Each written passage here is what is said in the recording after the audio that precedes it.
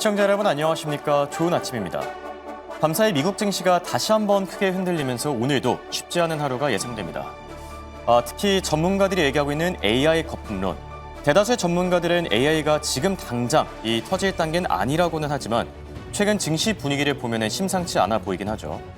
그래도 기회는 늘 위기 속에서 찾아오는 법입니다.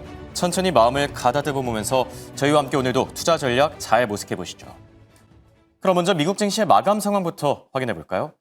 밤사이 미국 증시는 엔비디아의 3분기 실적과 또 고용보고서 발표를 앞두고 짙은 경계감을 나타냈는데요. 저가 매수세와 AI 거품론 가운데 후자 쪽의 분위기가 더 몰리면서 장 후반으로 갈수록 증시 낙폭도 많이 확대된 모습입니다. 특히 다우지수는 700포인트 넘게 빠지기도 했고요. S&P 500과 나스닥 지수는 각각 1%씩 넘게 밀려났고 또 비트코인도 장중한 때 3% 넘게 빠지면서 현재는 9만 달러마저도 위태로운 상황입니다. 한편 미국의 비농업 고용보고서 발표를 앞두고 채권과 외환 시장에서는 서로 엇갈린 흐름이 나타났습니다. 특히 지난주까지 가파르게 오르던 미국의 10년물 국채금리는 하루 쉬어가면서 다시 4.15% 아래로 떨어졌는데요. 최근 금리나 기대감이 많이 흔들리고 있는 상황에서 목요일 저녁에 발표될 비농업 고용보고서에 추가적인 이 방향성이 결정되지 않을까 싶고요. 그리고 현재 시장 전반에서 위험 회피 심리가 포착되고 있는 만큼 안전자산격인 달러에 대한 수요도 다시 늘고 있죠. 달러 인덱스도 상방 압력을 받으면서 99 중반까지 다시 올라섰고요. 역외 시장에서 원달러 원일은 1,462원대에서 거래 중입니다. 그럼 다음 장 통해서 시장을 움직였던 이슈들도 같이 체크해 보겠습니다. 12월 FOMC 회의를 앞두고 있는 만큼 연준 위원들이 계속 연일 매파 발언들을 쏟아내고 있는데요. 간밤에는 연준 부의장을 맡고 있는 필립 제퍼슨이 추가 금리 인하에 제동을 걸 만한 얘기들을 내놓은 겁니다. 발언 내용들을 보시면은 정책 금리가 중립 수준에 더 가까워지고 있기 때문에 추가 금리 인하는 천천히 그리고 신중하게 접근해야 된다라고 밝힌 건데요. 자, 이런 상황에서 연준의 정책 기조가 다소 제약적인 거는 분명히 맞지만 그래도 추가 금리 인하에 대해서는 여전히 신중한 입장이라고 덧붙인 겁니다. 상황이 이렇다 보니까 CME 패드워치에서도 연준의 12월 금리 인하 가능성이 이제는 40% 수준까지 떨어진 상태고요. 자, 이와 함께 시장에 악재로 작용했던 또 다른 이슈가 있었죠. 바로 페이팔과 팔란티어의 공동 창업자로 알려진 피터 틸이 엔비디아의 지분을 전량 매각했다라는 소식이었는데요. 최근에 손정희 회장이 이끌고 있는 소프트뱅크도 엔비디아 지분을 모두 다 털어낸 걸로 알려져서 큰 화제가 된 바 있었죠. 그런 상황에서 피터 틸마저 엔비디아 지분을 처분하자 AI 거품론이 거품에 그치는 게 아니라 진짜 터지는 게 아니냐라는 얘기들까지 나오는 중입니다. 이게 진짜 거품일지 아니면 기우일지는 결국 목요일 나올 엔비디아의 실적에 따라 판가름이 나지 않을까 싶기도 하고요. 한편 간밤에는 증시뿐만 아니라 비트코인도 장중한 때 3% 넘게 빠지면서 9만 달러마저 붕괴될 위기에 처했었는데요. 한 달 전만 해도 13만 달러를 넘보면서 사상 최고치를 기록 중이었는데 순식간에 올해 상승분을 모두 다 반납하고 현재는 9만 달러 초반까지 떨어진 상태입니다. 그럼에도 불구하고 비트코인 강세론을 여전히 주장하는 분들도 계시죠. 바로 우리에게는 부자 아빠, 가난한 아빠로 알려진 이 로버트 기요사키인데요. 비트코인 약세장에도 불구하고 매도 의사가 지금 당장은 전혀 없다라고 밝히면서 자신은 오히려 이번 약세장을 저가 매수의 기회로 활용할 거라고 덧붙인 겁니다. 과연 기요사키의 선택이 맞을지 아니면 피터 시프 같은 비트코인 비관론자들의 말이 맞을지는 조금 더 지켜보는 게 좋을 듯합니다. 자, 이렇게 오늘도 시장의 매크로 이슈들까지 자세히 체크해봤고요. 밤사이 빅테크 기업들이 대부분 밀려난 가운데 알파벳만 그래도 초록불을 켜줬는데요. 자세한 이야기는 김현사 아나운서와 바로 만나보시죠. 네, 간밤 미국 뉴욕 증시 어떤 흐름을 보였는지 한 판에 정리해 보시죠. 일단 M7 기업들부터 점검하고 가겠습니다. 앞서 언급이 된 것처럼 장중 기준으로는 테슬라와 함께 알파벳이 상승불을 켜냈는데요. 하나씩 이슈 체크해 보겠습니다. 알파벳 같은 경우에는 엄청나게 새로운 이슈가 있다라기보다는 버크서 해서웨이에서 알파벳의 지분을 마지막으로 매입했다라는 이야기가 계속해서 상방 압력을 가해주고 있습니다. 지분 확보 소식 속 오늘도 강세를 이어가고 있는 모습이고요. 다음으로는 엔비디아입니다. 사실상 이번 주의 주인공이죠. 가장 중요한 실적 발표를 앞두고 있는데 엔비디아에 항상 분기마다 찾아오는 실적 발표 전 냉각 사태는 이번에도 다름이 없나 봅니다. 오늘도 하방 압력을 받아갑니다. 오늘 전체적으로 증시가 엔비디아의 실적을 관망하면서 움직였는데요. 특히나 페이팔의 창업자 피터 틸의 틸 매크로가 엔비디아의 지분 전량을 매도했다라는 보도가 나오면서 오늘은 2%대 하방 압력을 가져갑니다. 다음으로는 아마존입니다. 아마존은 3년 만에 회사채에 대한 발행을 추진한다라는 이야기가 나왔는데요. 미국의 달러화 표시 회사채를 발행하는 것은 약 3년 만입니다. AI 인프라를 더 확대하기 위한 발행이다라고 이야기를 했는데요. 이 안에서도 하락세를 가져가고 있는 모습입니다. 하지만 아마존과 함께 메타에 대해서 헤지펀드의 대가 스탠리 드러켄밀러는 모두 둘 다 종목에게 베팅한다라는 이야기가 나왔지만 두 종목 모두 오늘은 하락세를 가져가는 모습입니다. 다음으로 테슬라입니다. 스티펠에서는 테슬라를 조금 더 긍정적으로 판단하고 있는데요. 부품 합산에 대한 분석과 FSD, 자율주행에 대한 강점 모멘텀은 더욱더 두드러진다라고 이야기하면서 현 시점 407달러를 지나가고 있는 목표가 508달러까지 올려잡았다라는 점도 확인하겠습니다. 마지막으로 애플은 이 안에서도 하락세를 계속해서 가져가는 모습입니다. 실적 발표를 앞두고 있는 엔비디아와 약간 비슷한 보폭을 걷고 있는데요. 불확실성 속에 하락했다라는 이야기가 나오면서 CEO가 다시 한번 교체될 수도 있다라는 이야기도 나오고 있습니다. 차기 CEO를 선임할 수도 있다라는 보도 속 오늘은 불확실성을 안아가면서 약세 흐름 보였습니다. 그럼 다음 장 통해서 히트맵도 열어보시죠. 전체적인 증시 분위기도 체크해 보겠습니다. 오늘 일단 발표를 기다리고 있는 일부 고용지표, 그리고 이번 주 목요일, 우리 시간으로 목요일이죠. 목요일에 실적 발표를 앞두고 있는 주인공 엔비디아를 주시하면서 증시가 움직였는데요. 그렇기 때문에 전반적으로 빨간불을 켜내고 있다는 부분을 확인하실 수가 있습니다. 오늘 11개 업종 중에서 2개 업종만이 상승한 하루였습니다. 이 안에서 개별적인 이슈도 한번 체크해 보시죠. 먼저 제약바이오단입니다. 머크에서는 시다라의 인수로 차세대 독감 치료제에 대한 확보를 기대한다라고 이야기를 하면서 연간 50억 달러가 넘는 시장에 대한 개화를 알렸습니다. 앞으로 상업화에 나설 계획이다라고 하고요. 기술주 한번 더 깊게 들어가 보시죠. 오늘 델에 대한 조금 괜찮은 이야기가 나왔는데도 불구하고 전반적인 빨간불을 켜냈다라는 부분 확인하실 수가 있습니다. 일단 장중 기준으로 확인해 보면 이 전체적인 기술주 가운데서도 어플라이드 머티리얼즈만이 초록불을 켜기도 한 순간이 있었는데요. JP모건 측에서 기업들의 AI에 대한 수요가 견조하다라고 이야기를 하면서 델에 대한 굉장히 긍정적인 의견을 내놨지만 그 안에서도 오늘은 9%대 하락하는 모습을 보였습니다. 다음으로는 월마트입니다. 오늘 현지 시간 기준으로는 수요일에 엔비디아의 실적이 기다리고 있고, 하지만 그 다음 날인 목요일에는 월마트의 실적이 기다리고 있습니다. 지표에 대한 불안감이 있는 상태에서 월마트의 실적은 무엇보다 중요할 텐데요. 지출에 대한 여력의 고갈 상태가 어느 정도 되는지, 그리고 소비자들의 소비 패턴이 어느 정도 양극화가 되어 있는지를 확인할 수 있는 실적 발표가 될 테죠. 월마트의 실적 발표까지 눈여겨보셔야겠습니다. 그럼 다음 장 통해서 비트코인의 흐름도 한번 짚어볼까요? 최근 하락세가 심상치 않습니다. 비트코인의 가격 하락, 이번에도 사이클이 돌아온 걸까 아니면 이번엔 조금 다른 이유로 일시적인 걸까를 두고 의견이 정말 분분하게 갈리고 있습니다. 일단 한눈에 보시면 좋을 것 같아서 연간 차트를 가지고 왔는데요. 매일경제신문에서 새벽에 냈던 기사입니다. 이 안에서의 연간 흐름 확인해 보시죠. 작년 11월 7일에는 9만 달러 정도를 웃돌고 있다는 부분 확인하실 수가 있는데 지금까지 오기까지 한 6개월 정도 지났을 때 정말 저점을 찍고 지금은 작년과 동일한 수준으로 내려와 있다는 부분을 확인하실 수가 있습니다. 지금 현재 이것에 대한 이유는 정말 여러 가지가 짚어지고 있지만 레버리지 포지션에 대한 청산과 함께 지금 투자자들의 위치가 좀 바뀌고 있다는 이야기도 나오고 있습니다. 장기 투자를 하고 있는 고래 투자자에서 신규적인 투자자로 자산이 이동하고 있다는 건데요. 하지만 우리에게 조금 더 중요한 것은 관련주들의 주가 추이겠죠. 비트코인 관련주들은 크게는 2개가 있겠습니다. 물론 여러 가지 곁다리를 걸쳐서는 여러 개가 있겠지만 디지털 자산 비축 기업을 중심으로 보면 2가지가 있겠죠. 마이크로 스트래티지 그리고 비트마인입니다. 이 2가지 회사도 역시나 하락분을 면치는 못했습니다. 전년 대비해서의 차트를 가지고 왔는데 지금도 상당히 저점 수준으로 떨어져 있고요. 전년 동기 대비 그리고 최근 한 달간의 비트코인의 흐름을 비교해보면 한 달 동안 30% 정도가 떨어져 있다는 부분도 확인하실 수가 있습니다. 그렇다면 언제까지 이렇게 떨어지게 될까? 투자자들의 위치는 바뀌었는데 그렇다면 기업들의 위치도 바뀌었을까를 살펴보면 그건 아닙니다. 마이크로 스트래티지가 간밤 이런 이야기를 내놨습니다. 작년 7월 이후 최대 규모로 이번에는 8억 달러 가량의 비트코인을 조금 더 비축했다라는 이야기가 나오고 있는데요. 기업단에서는 아직까지도 비트코인을 계속해서 비축 자산으로 가져가고 있는 가운데 지금까지의 흐름을 비교해보면 비트코인과 스트래티지의 흐름은 비슷하게 흘러갔다라는 부분도 함께 확인하실 수가 있습니다. 일단 유동성은 꾸준하게 유입이 되고 있는데요. 이게 하락 사이클에 대한 전환일지 아니면 일시적인 하락일지 아니면 사이클에 맞춰가는 하락일지도 함께 흐름을 분석해 보시는 게 좋을 것 같습니다. 이렇게 간밤 복귀해봤고요. 이제 투자 전략 짜러 가시죠.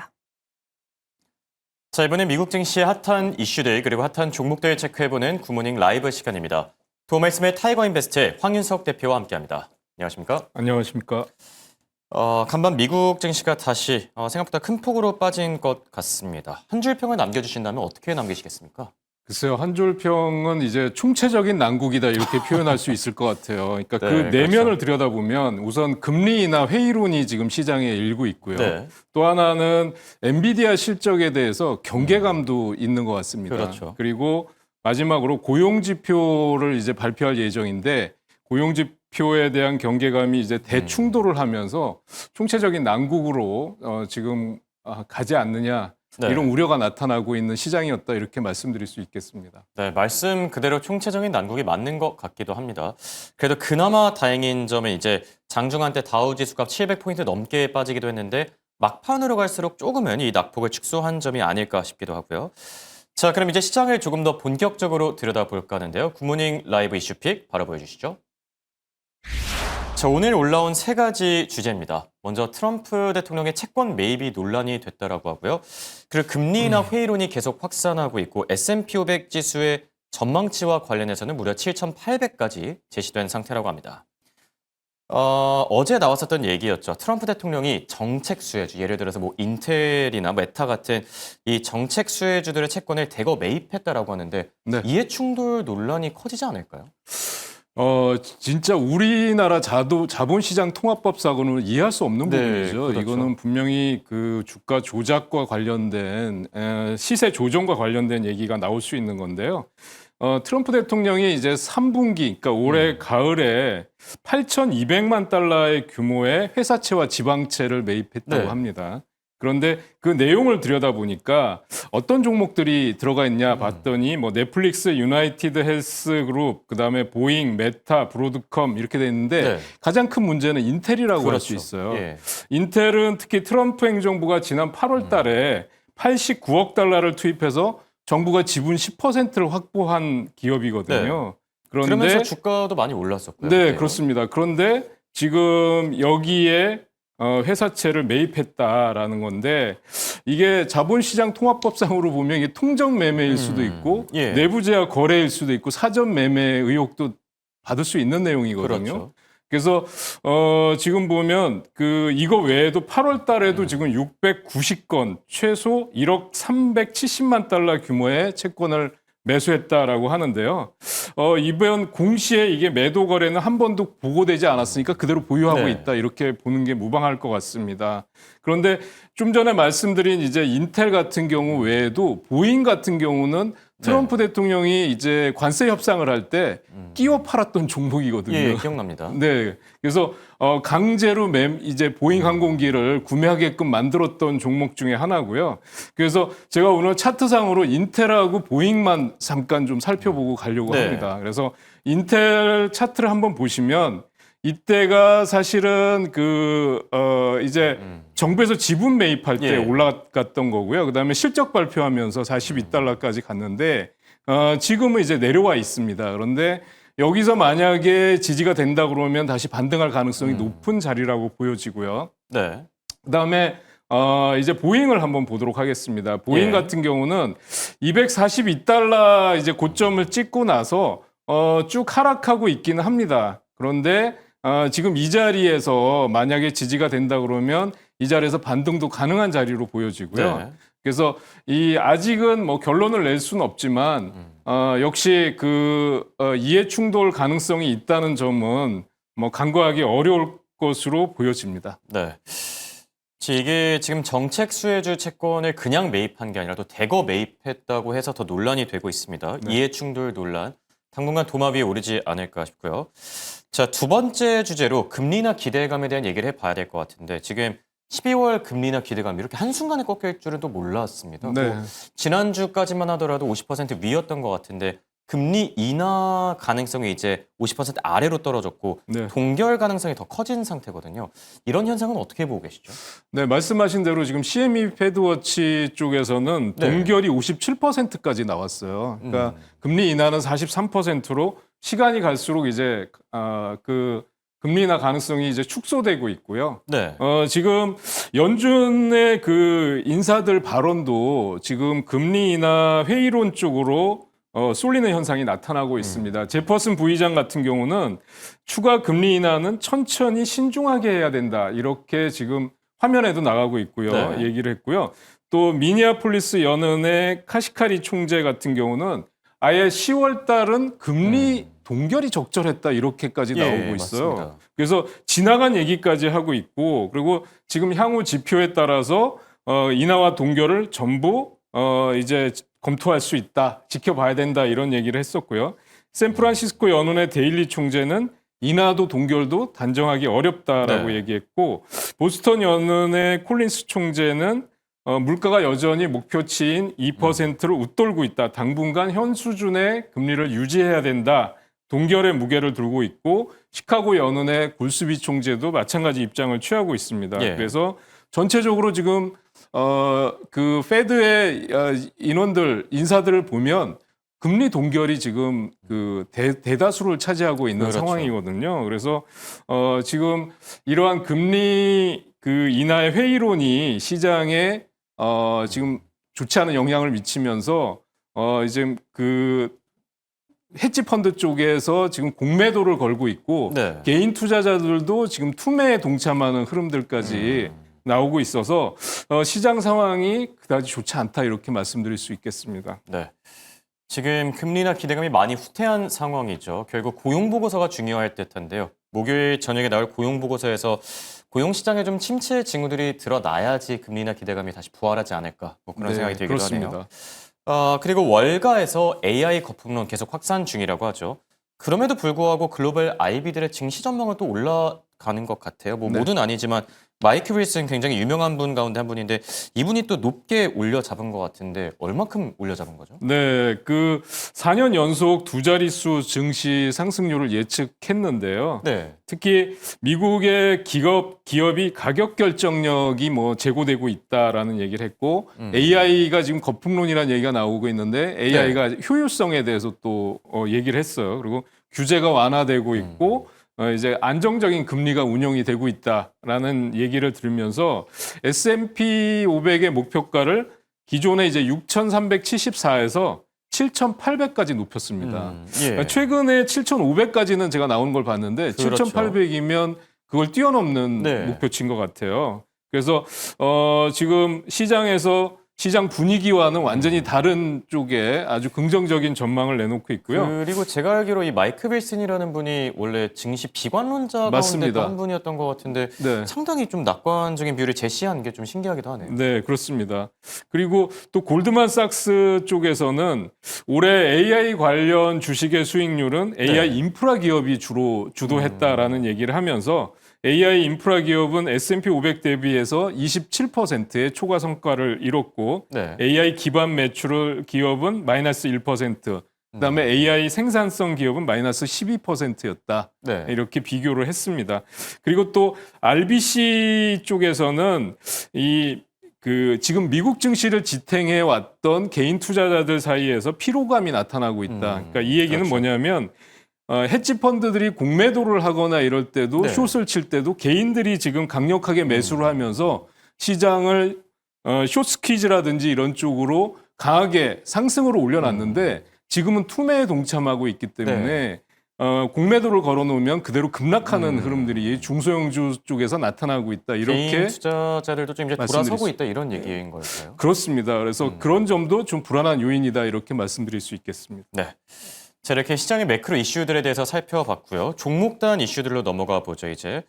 자, 첫 번째 기업은 알파벳을 준비해 주셨는데 어려운 장 속에서도 유일하게 초록불을 켜지 않았나.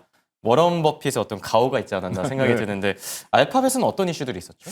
네, 지금 말씀해 주신 대로 지금 그 가치 투자의 아버지라고 예. 하는 워렌 버핏의 버크샤 해서웨이가 3분기에 9월 말 기준으로 알파벳 주식 그 A주 보통주죠. 예. 1,780만 주를 매수해 갖고 43억 3천만 달러를 보유한 걸로 나타났습니다. 그러니까 이 굉장히 놀라운 거죠. 그 포트폴리오 중에 이제 10위를 예. 차지했다고 하는데 비중으로요.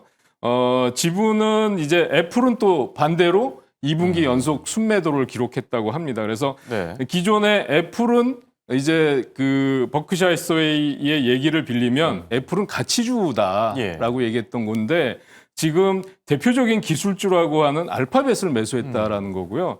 사실 이렇게 되면 주가가 5%에서 10% 정도 급등으로 마감이 되는 게 정상입니다. 네. 그런데 이제 프리마켓에서는 한 5% 상승하다가 그랬었죠. 종가에서 지금 2%, 3% 정도 상승으로 마감이 되니까 네. 시장 분위기가 썩 좋지 않다라고 말씀드릴 수 있겠고요. 그리고 또 행콕에서는 알파벳이 지금 최상위 AI 투자 종목이다. 그래서 지금 구글 검색이라든지 유튜브 같은 어플레이션 앱을 가지고 있고 그다음에 네. 자사 설계의 프로세싱 유니어 AI 인프라까지 모두 보유하고 있다. 이런 호평을 했는데도 지금 주가는 윗꼬리가 달려있는 십자형 음봉이 나와 있는 상태입니다. 물론 네. 293달러 신고가는 경신을 했죠. 그런데 지금 그래서 이 알파벳 같은 경우는 지금 시장 분위기상으로 보더라도 저가 매수로 한번 해볼 만하다는 거 하고요. 보유 관점에서 대응하셔도 괜찮나 보인다 이렇게 말씀드릴 수 있겠습니다. 네. 투자 의견으로는 저가 매수와 보유 제시해 주셨고요. 자, 그리고 아마존에 대한 얘기를 해볼까 하는데 베이조스, 아마존의 창업자죠. 그런데 네. 오랜만에 경영일선으로 돌아왔다라고 합니다. 네. 어떤 기업으로 들어간다는 거죠?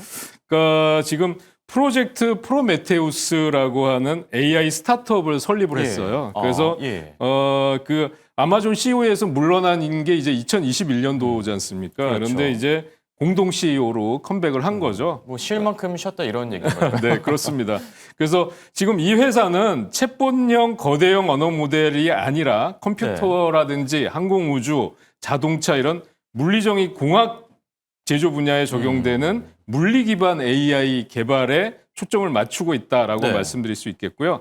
아마존이 지금 일론 머스크의 스페이스X와 본격적인 경쟁을 했는데 지난주에 제프 베이조스의 블루 오리진이 화성 탐사 로봇인 뉴 글렌 발사체를 성공했잖아요.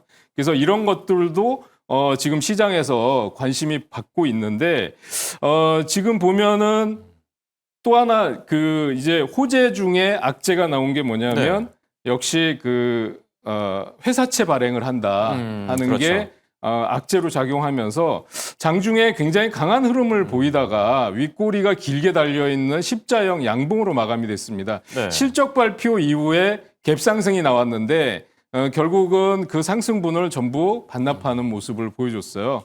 그럼에도 불구하고 앞으로의 성장성이나 이런 것들을 감안한다면 저가 매수나 보유의 관점은 유효하다고 말씀드릴 수 있겠습니다. 네, 좋습니다. 자, 지금까지 도 말씀에 황윤석 타이거인베스트 대표와 함께했습니다. 대화 고맙습니다.